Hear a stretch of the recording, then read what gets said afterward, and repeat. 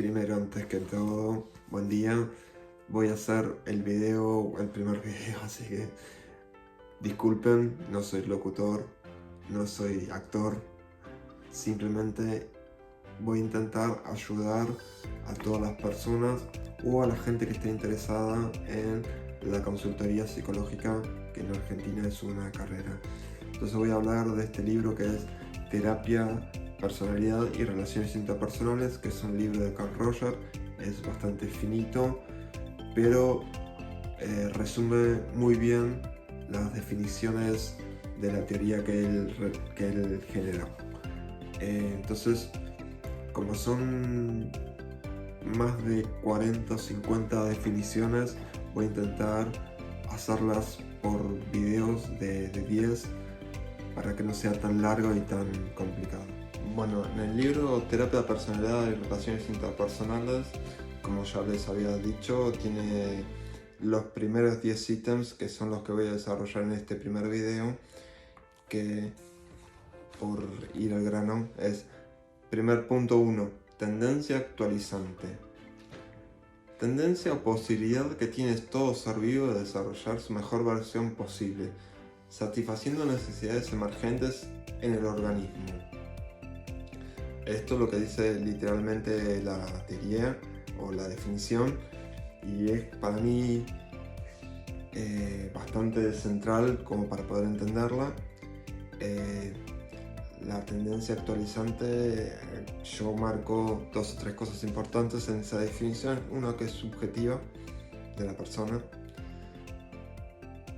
y otra que son posibilidades, ¿sí? Posibilidades de esa persona. Son posibilidades de esa persona. O sea, esa persona va a simbolizar, va a darle cierta importancia a esa cosa que está experimentando o experienciando, y le va a dar un valor simbólico.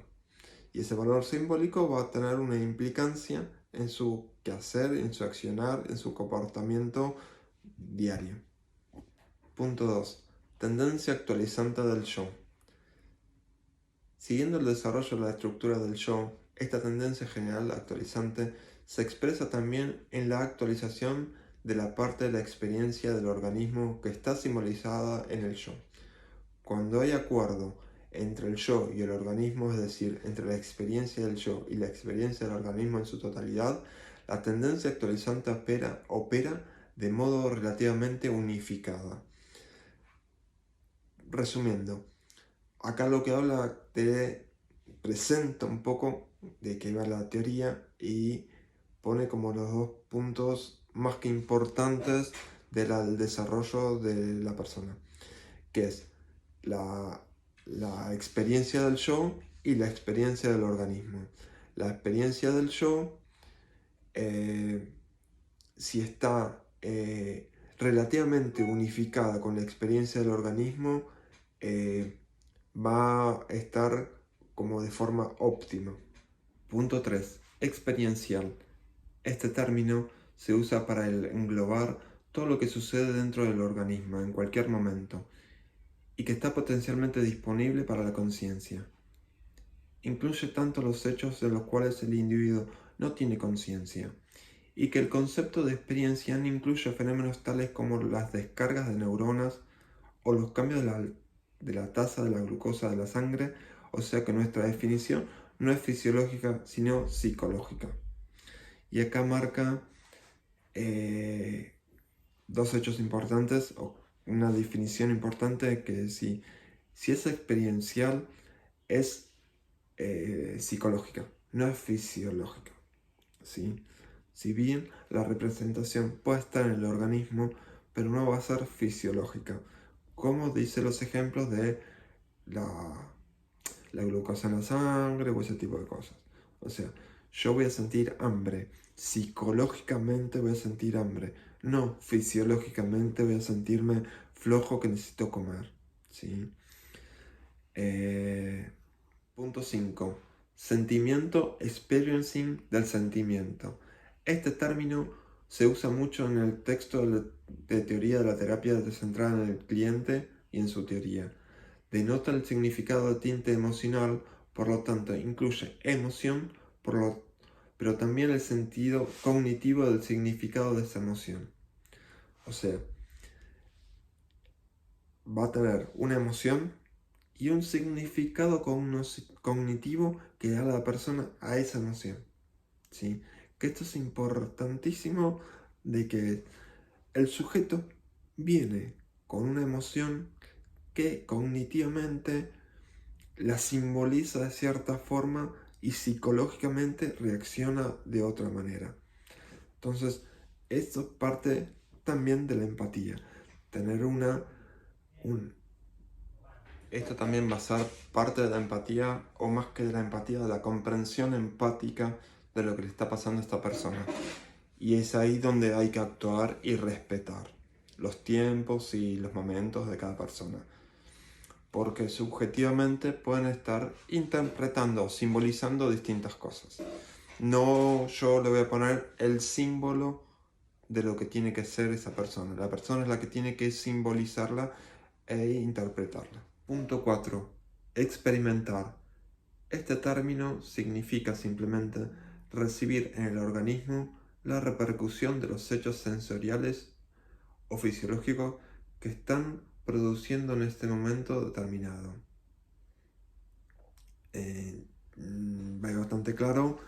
Lo único que tendría que aclarar, que si lo aclaro un poquito más después, que es una cuestión de que va en vía de estar simbolizado. Está en ese camino, en ese proceso para llegar a ser o a estar bien simbolizado. ¿Sí? 6. Representación, simbolización, conciencia. La conciencia es la simbolización de una parte de nuestra experiencia, o sea, que se podrá tener diversos grados, desde un fondo a un foco. O sea, lo que él acá está mezclando, tomando algunos conceptos de, creo que es de Angel, pone, que son de terapia de procesos más gestálticos, donde el figura y fondo, o foco y fondo, o figura, digo yo, es como primordial. ¿Por qué foco y por qué figura? Foco es porque uno pone, imagínense cuando uno saca fotos, uno hace punto o centro en un lugar puntual. Y eso es lo que la máquina focaliza, ¿sí? Y todo lo demás uno lo puede llegar a percibir desde la fotografía como un fondo. No, simbolización correcta. Es una construcción donde será correcta, ya que dicha simbolización se podrá verificar en el futuro, separándose de la percepción, que es un mero acto inmediato. O sea, acá marca que la simbolización correcta es aquella que se va a mantener en el tiempo. O sea, yo le voy a poder dar la misma significancia porque en el tiempo no va a variar. Yo, la percepción que voy a tener no va a ser variable. Entonces, cuando eso no va a ser variable, eso podemos decir que es una percepción correcta. O una simbolización correcta, perdón. Percibir, percepción. Es una hipótesis que emerge en la conciencia como reacción de la acción de un estímulo que incide sobre el organismo. No es nada más que eso. Es como la persona, en función a su emoción, le pone una hipótesis a a esa emoción o a eso percibido, ¿sí? Lo que voy a aclarar con respecto al anterior es que esa experiencia o emoción incide sobre el organismo, ¿sí? Hay una incidencia emocional sobre el organismo y por lo tanto mi forma de actuar. Punto 10. Subsibir, subcepción. Discriminación sin representación consciente. Es esta capacidad la que permite al individuo distinguir el carácter amenazador de una experiencia sin representarse conscientemente esta amenaza. Es decir, es discriminar una potencial amenaza, pero todavía no poderla llevar a la conciencia.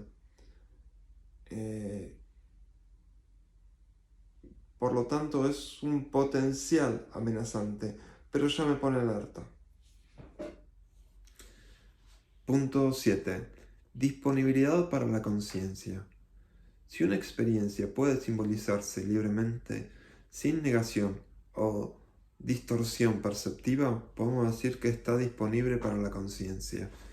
Y acá introduce un poco estos dos conceptos que quizás el psicoanálisis lo amplía mucho más. Como mecanismo de defensa muestra que tenemos dos mecanismos. Una es la distorsión de la percepción y otra la negación. Simplemente esos dos. Con esos dos resumen todos los mecanismos de defensa que el psicoanálisis detalló mucho más. Y bueno, hasta acá fueron las primeras 10 definiciones de terapia, personalidad y relaciones interpersonales del libro de Carl Rogers. Y como digo, cerramos la cortina.